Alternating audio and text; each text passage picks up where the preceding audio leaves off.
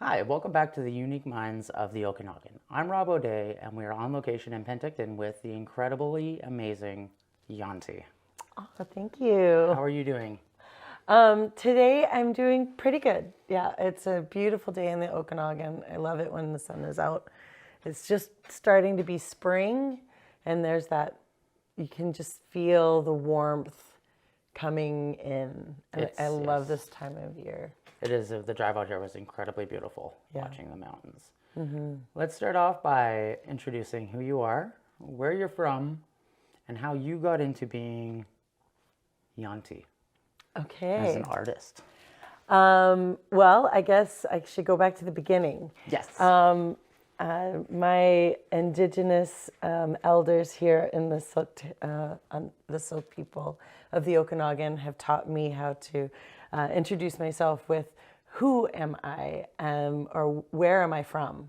Squeeze is how they pronounce that. Okay. That's my best pronunciation of it. I'm terrible at that, but I'm learning. So Squeeze, it means where are you? Where are you from, really? And so my father is long time, generations and generations from England. And my grandmother, grandfather, the whole family is from England. And that's where I was born. My dad moved to Canada with my grandparents when he was 5, so just after World War II, and they settled in Ontario. My dad learned how to play piano. His father was an Anglican minister, so my dad learned music in the church. My mom's family is all from Singapore. And their whole family has been split and split and split and split. Each of the relationships have had to cross great boundaries of culture and religion to be with each other. My mom was grown up Islamic, and my father is grown up Anglican, as I said. So they had to come together through all the religious strife to be together. And so then I was born in England, and we actually moved to Texas instead of coming back to Canada, as my dad kind of thought. So I was born as a Canadian citizen, but then moved to Texas. And we lived in Houston for a long time. I mean, the music was very, of course, everybody was in music lessons. You had to be in lessons. And so that's sort of, piano lessons. I played the cello. In fact, I played the cello all through university as well. And in my grade 12 year, we won a trip to New York City and we got to play in Carnegie Hall. Oh, wow. Yeah, that's actually the picture of us. I'm way in the back playing cello. And so we got a chance. So that was kind of my intro to music, is my dad playing piano. I kind of had lessons, and then I got to have this incredible experience. And all the way along, I sort of was in choirs. I was very nervous to play by myself, either cello or singing. And so I just sort of I loved it, but I wasn't a performer at that time. Fast forward through my 20s, and then my 25th year, I moved to Canada. At that point, I thought, I need to get out of there. And the whole time in Houston, there was never any thought of me being a musician ever, because that's not lucrative. That would not be a career that I felt like I was allowed to have. But when I came to Canada, and then shortly after that started my family, I started singing again, just, to myself and, around friends and things like that. And then it was Renee Matheson, Craig Henderson, and Christy Lind, who were instrumental in getting me my first gig. So they had not heard me sing other than in the car, la la la, Craig was my boss at the coffee shop. So, and they decided that they were going to book me a Valentine's gig. Now, this was 20 years ago, this last February, Oh, wow. just a few weeks ago. So I I didn't know anything, any jazz. Like I knew a couple of jazz standards, like "Fly Me to the Moon" or like "Bye Bye Blackbird" or something like that. And so they wanted me to fill an evening jazz music with a handful of songs. Yeah. So I called up the local piano teacher, who is Christy Lind, and she was like, "Sure, let's have an audition." She didn't know me. Yeah. And so she sat down at the piano and played a couple of songs. She was like, "Oh, yes, I think this will work." So that was the beginnings. And so we learned 13 songs and we played them twice. Wow. Well, I mean, you got to do what you got to do, right? It was a great start. It was safe in that there were only 15, there would have been an even number. There were probably 9 tables only in the little coffee shop. So it felt like really safe and out in rural BC. Like it didn't feel like, oh my gosh, I'm going to be on the stage in Houston. It just felt littler and safer. And so I loved it. And then from there, I sang karaoke, started doing that at the pub when I was I went from the coffee shop and started working at the pub. So I sang karaoke there and just developing my voice a little bit more, singing what I could do, with different songs. And then when my kids were tiny, I learned to play the ukulele. So I went to a really amazing full music immersion 1-week camp in the summer, jam camp. So jamcamp.org, if you get a chance to check it out. I will check it out. That's awesome. So I highly recommend it. It was so fun for my kids. So the kids go off they have lots of instructors. So the kids go off and do their own thing. And then the adults can, like whatever instrument they're offering. So that year they happen to offer ukulele. So I learned, and I borrowed a ukulele, and I like the whole time I was in the passenger seat, obviously not driving, but the whole time from Nelson back to the Okanagan, I was playing my just chords, and luckily the kids, like how many songs are the same 3 chords, right? Yeah. So we sang, Baba Black Sheep and ABCs and all the little kids songs and, Itsy Bitsy Spider. Yeah. And I'm learning to my chord transitions the whole time.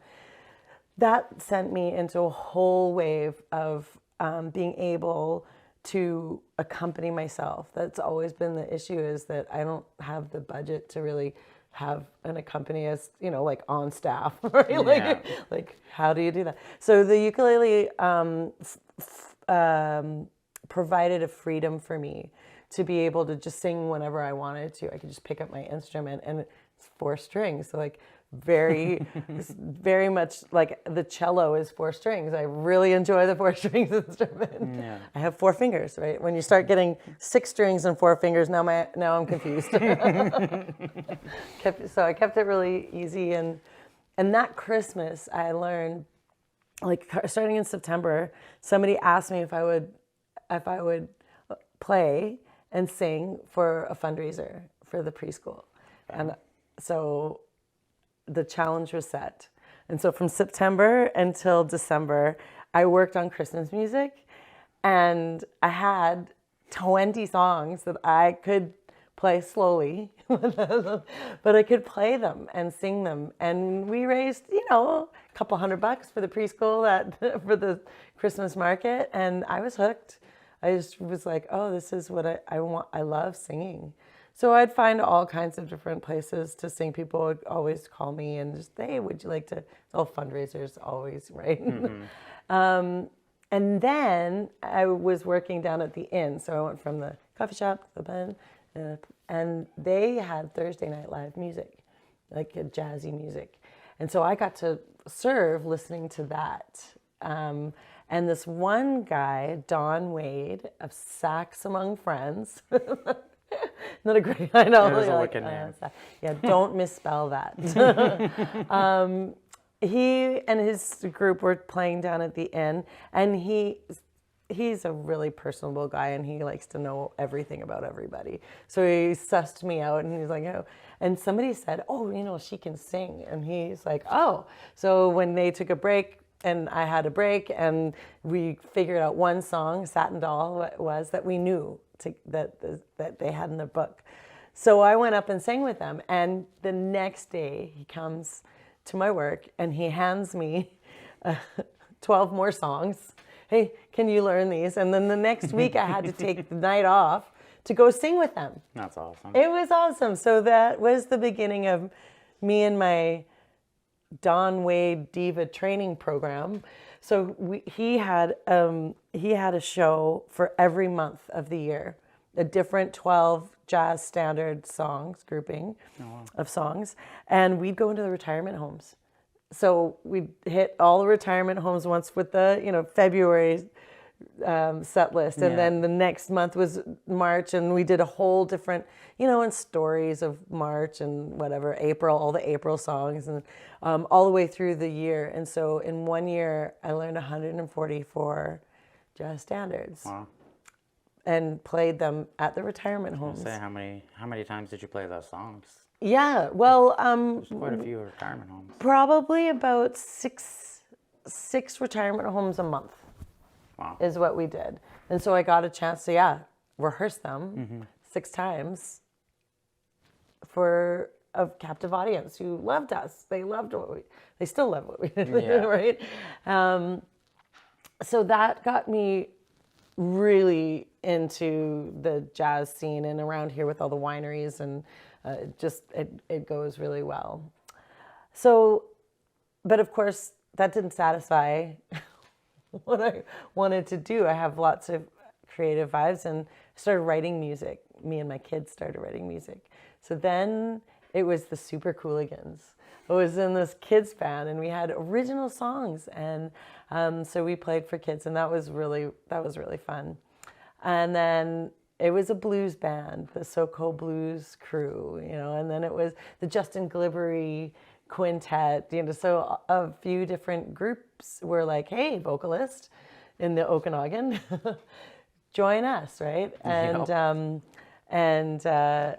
and in those early days, that's when you and I met, in the early days, and I saw you we were on the same gig. It was like I can't remember which one it was. It was in the winter, and it was at the Shafford Center way back when, and I remember seeing your crew, and I was like, man, I can understand your rapping was like exquisite. I could hear and understand every word you said. It was awesome. And so then we got together and got to you wrote some hooks for your songs, and I came and recorded that. And that was the first time I was in a recording studio. Oh, crazy. I didn't know that. Yeah. Behind the door. Yep. Back in my home studio. So funny. Home studio. Yeah. And so I really just wanted to stay in that as best as I can. So raising the kids, trying to have a solid side hustle in music, performing here, there, and everywhere. And then of course then I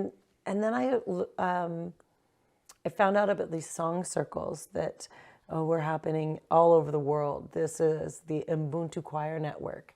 And they're the Dennis Donnelly and Siobhan Robinson were putting on these community choir leadership training courses out in Victoria. So I took 2 weeks, and it's the only time I've ever really had training like that. Like this kind of training. It was amazing. For 2 weeks, like from 8 in the morning to like 9 at night. Oh, wow. It was intense for 2 weeks, just music immersion, and learned how to lead a group of people in song. I like the short song. I call it song catching. So I like the short songs. So I throw out the songs into the circle, with my voice, and I teach them, and then everybody sings them. We sing it together. Yeah. So we probably sing about 15 songs a week, each hour session. So I've got a group called Song Catchers, and that for me has been the number one best practice for me. weekly, I get to go and sing and work my voice, and we work sometimes to the extremes so that our comfort zone just goes like this. And vibing with other people is so incredible. Like, it's one thing to, you know, I play often by myself. And as you can probably imagine, like, it's nice, it's fun, you have total control of whatever the tempo is or what you're doing. But at the same time, I find that the point of music is to be together, right? So this, to me, the Song Circle, the Song Catching Group, has been so beneficial to so many people who may not have had such an easy time with music. It just kind of shows your diversity as not just a singer, but as a musician, because you don't just sing, you play instruments as well. You teach instruments.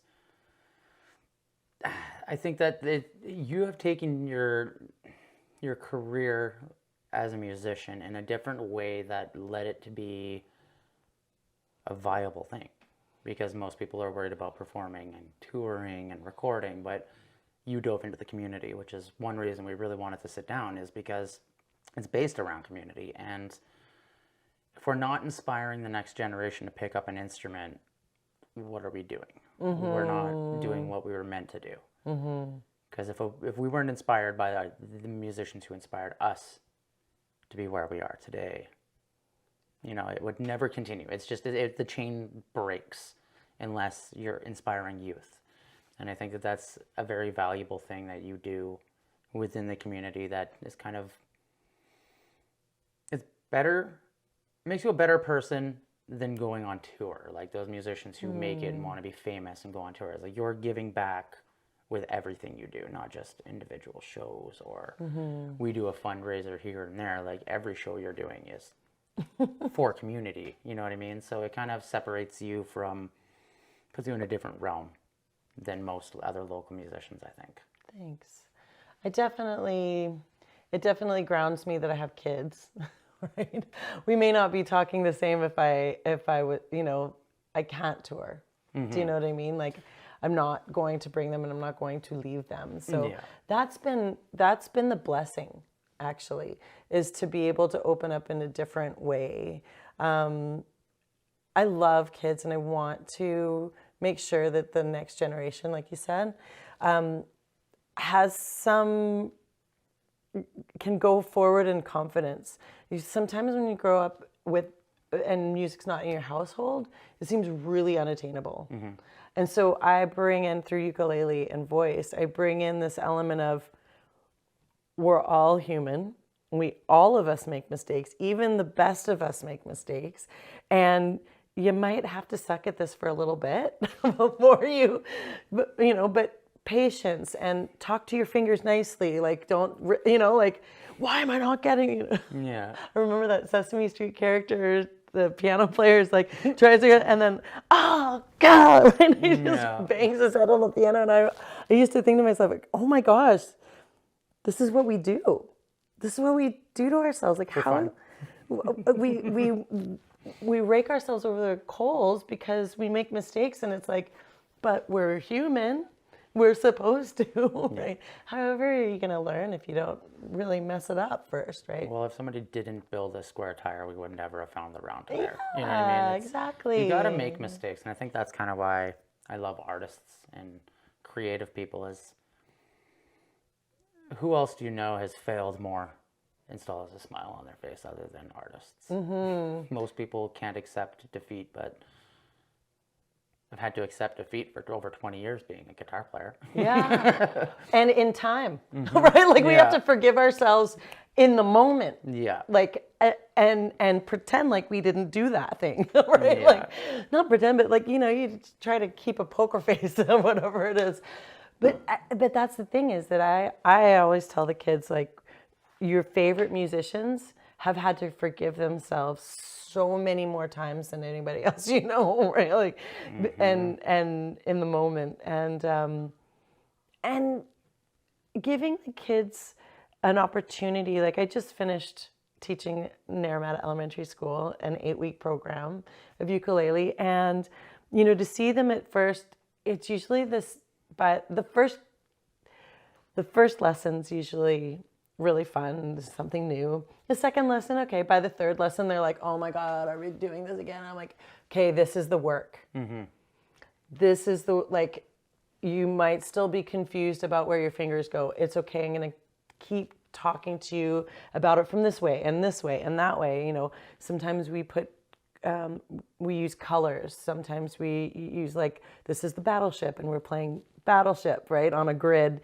And to see them, by the time we get to week 8, they put in the work, and the last class we get to play, you know, some 2-chord, 3-chord songs that they know. This year is Best Day of My Life, American authors, and it's a 2-chord wonder, and they are like, they don't even realize they're counting 8 beats. At the same time they're singing, at the same time they're playing. They've got polyrhythms happening in their bodies all at the same time, and they can do it, you know. And all of a sudden it's like, oh, this is fun. We get to play, you know.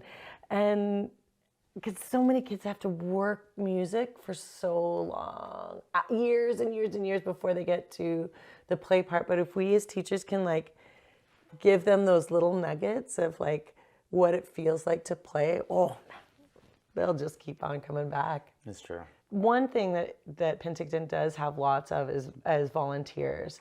There's a group called Kids Fest. Kids Fest. Actually, I think that it's pronounced Kids Fest.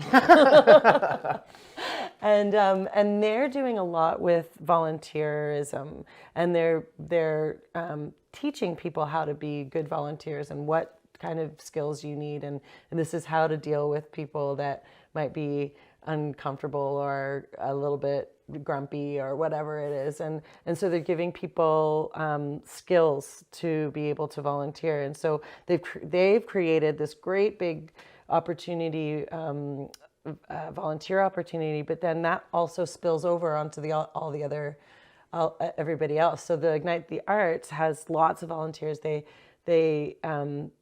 put them at each of the stages, the different stages, and sort of teach them a little bit about, this is how to make sure the sound is whatever happens. And it's a collaboration, a huge city-wide collaboration with the venues. And I am over the moon that it continues. And despite all of the red tape headaches of all the business side of things, right, that they still keep doing it. They have a vision, and they're just like, we're not gonna stop, because they've got this great momentum, and it really is, like, it's really snowballing, and it's amazing to see that our tiny little Penticton town is creating this big buzz.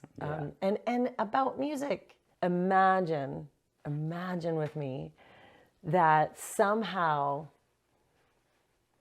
these billions of dollars that are just hoarded away from the community get trickled down actually into the community. I would love to see musicians and artists get some kind of universal income. Like, if we start, I think everybody, it would be really nice if we all could, but like, if you started with artists and musicians, because we're already doing it for nothing, right? But if you gave us what we needed to pay rent and food and gas money, you'd change the entire landscape of what's happening in the world, right?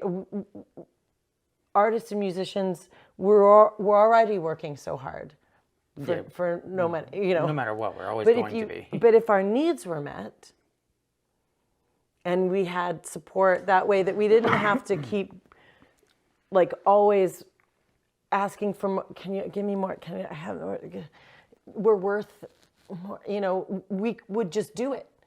And it doesn't matter if you have money for us or not, we already have money.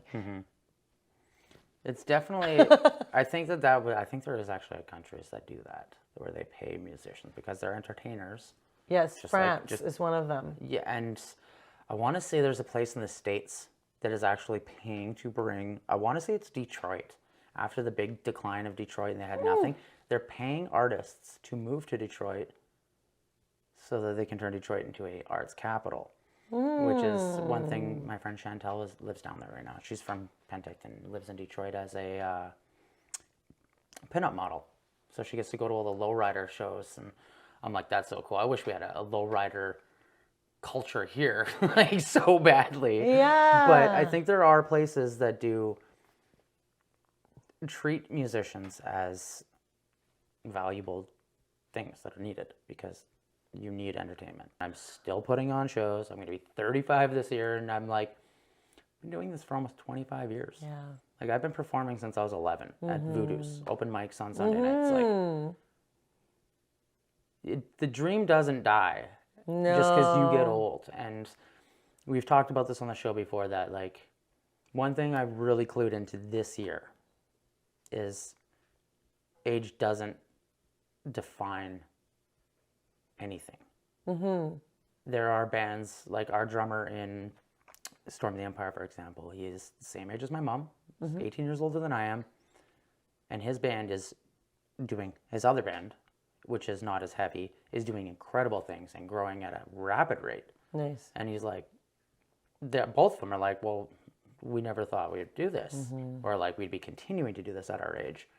There is no age limit. You can be any age and still make it famous. My favorite example is these two rappers from England called Boss and Pete, I believe. And they're like 87 something, like 90-year-old old guys rapping, and they are talented. Nice. And it's just like, I look at them and I'm like, yeah, I'm never giving up. There is no end to this. Like, unless I quite literally go doing it, like, I'm gonna be performing or at least involved in the music industry community, the Okanagan art scene, till the day I die. Like, I've tried to leave and I can't. There's just something that draws me back. It's Penticton is like, I can't live in Penticton, but everything I love to do is in Penticton. So I just live in Kelowna and travel because it's just so much easier. It's, right? it's easy to travel around here for sure. Yeah. Amazing. Well, I agree. I totally agree with you. I'm 49 years old and this year, and I can't imagine my life without pursuing music all the time. With you, I wish it were easier. I do feel like Patreon. Do you know this Patreon? Yep. So I'm kind of new to that idea, and I don't have anything on Patreon at the moment, but that idea of like going back to sponsorship, like people sponsoring, and a musician that they like, I love that. There's a lot of that. But there's also opportunity of like you could sponsor. What if you could sponsor a stage and like, oh, tonight's performance, thanks to. That would be really cool. Whoever, rich person, whatever has money, and instead of buying like tickets, this person is like, everybody come for the community event, and like win-win situation, right? I mean, I agree that hospitals are really important to donate to, but also music. Yeah. It's also medicine. I think the reason why a lot of singer-songwriters are emerging, I mean, I know that's like, I'm a solo act singing my original songs normally. And the reason why is because there's only money for one, right? I envision my band actually being 6 of us. Yeah. But nobody has money to bring in 6 of us for a concert. I used to do it all the time where I would beg my friends to come play with me for $100, and the venue would be, like, or 50, like a pitiful amount of money. But then I would I'd get the venue to provide food for us. Yeah. So then it was like, okay, maybe we'll just call it a paid practice. Well, that's not satisfactory either, right? Yeah. Like, because we want to perform, but that's all we could do because the venues, they have their own fine line between like, do we sell lots of alcohol? Do we food? And some people just want to come for the song, so they have their little cup of coffee and then watch the free show. you know, there's so many people don't understand that it doesn't pay for it. Like you can't pay for stuff like that, you know. So that's why these like single singer-songwriters show up everywhere, is because they can afford one person, you know. I do the formula of, I mean, it's again pitiful, but like, could you just find at least $200 for each of the musicians? And it's like, no, you can't. Okay, right. Like then it's just me, you know. And so that's a tough thing to have to contend with all the time, and it is creating this this culture of just having one person out there playing, and it's way better when you have your group. You know, you got everybody can, you know, taking care of their own little bit. You know, I hate it when people are like, we'd love a dance band, but we can only afford 2 of you. And I'm like, what kind of dance are you wanting to do? Because if you want just the drummer and the bass player, then there's no vocalist, right? Like, how do you negotiate? Like, where do you go with that? I think the downfall. I think what really, it's the venue choices. We're choosing bars and we're choosing restaurants because that's what we have. Clearly, their focus is sales. They're not really worried about entertainment, and that's where I'm like, we need venues.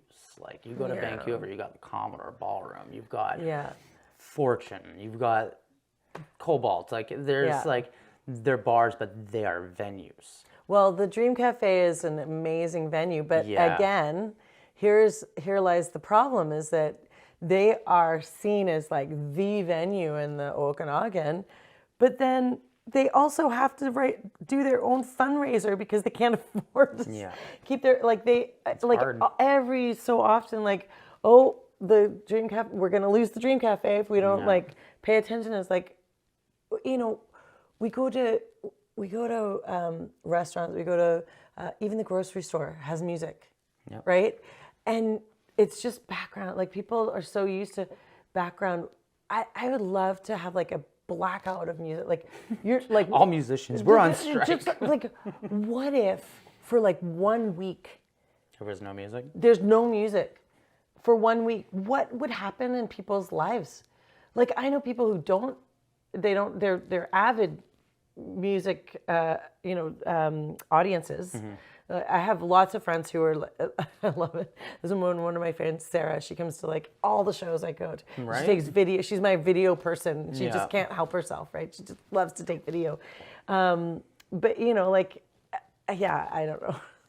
But it just seems so, why is it so difficult? Anyway, she and I have talked, if she were to have to like music is her life. Like, you can see her jamming out in her car when she, you know, and if she had no music for a week, like it would be so hard for her life. Like, you'd really, really miss it. And yet,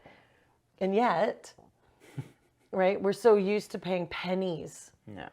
Like, literally pennies. I blame that. What was that, Columbia House? Oh, right, yeah. Way back in I'm dating myself now. But the Columbia House, right? Like, you can get this many CDs and you're like, oh, super cheap, right? Yeah. And so we're used to paying nothing. Like, you just turn on the radio, it's there. Yeah. Who's paying for it? It's not me, right? It's free music. And yet, where do you think this music comes from? Yeah, it's a weird, that's the weird spiral of the industry itself, is how it's created, and it's kind of been designed that way, and since the dawn of time is never was made for musicians to get that upper hand, which is kind of a weird thing. But it is a weird thing. The independence movement has been very valuable in the sense that we don't have to rely on record labels or anything. Like, you can do it yourself and be very successful at it. You just have to go about it. You just have to look at it from the manager, business person perspective, which is really hard to put a value on yourself as an artist, and then to stick to that because how Yeah. badly you want to perform. So I have a 5-hour gig coming up at the Ignite the Arts for the Arts Walk. I'm going to be in a parking lot right next to the Renee Matheson Fine Arts Gallery, like across from Pasta Factory. And Okay. Like right there. Yeah. And so that I'm going to be there for 5 hours. That's awesome. Yeah, but we start with song catching, and I've got a couple of students coming in to put like my my kids' bands are going to come and perform, and Love it. you know, bring in my own band sort of at the last, and me and my ukulele somewhere in the middle, and but you know, but again, it's just like there isn't 5 hours of wages for me to, you know, it's just like, oh, you'll get tips, and I'm like, but nobody has cash anymore. Right. No. Now you gotta go buy yourself. No, I gotta one of go the have a tap- little tap Yeah. thing, and like, and then like if they have any, you know, trouble with that, I'm like, oh, let me just put down my instrument and come and help you with, you know. Yeah, managers are very valuable in that sense.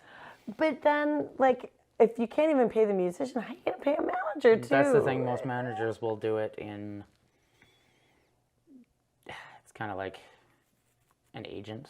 So like if they get you the gig, they take a percentage. So like they have to work if they want to make some money too, right? Which is kind of where it's at nowadays. I know. weird. It just feels like such a backward thing for, again, with the, like, it's just universal income for artists and musicians. And I feel like we already have our hours logged, Yeah. you know. Yeah, I've got my 10,000 for sure.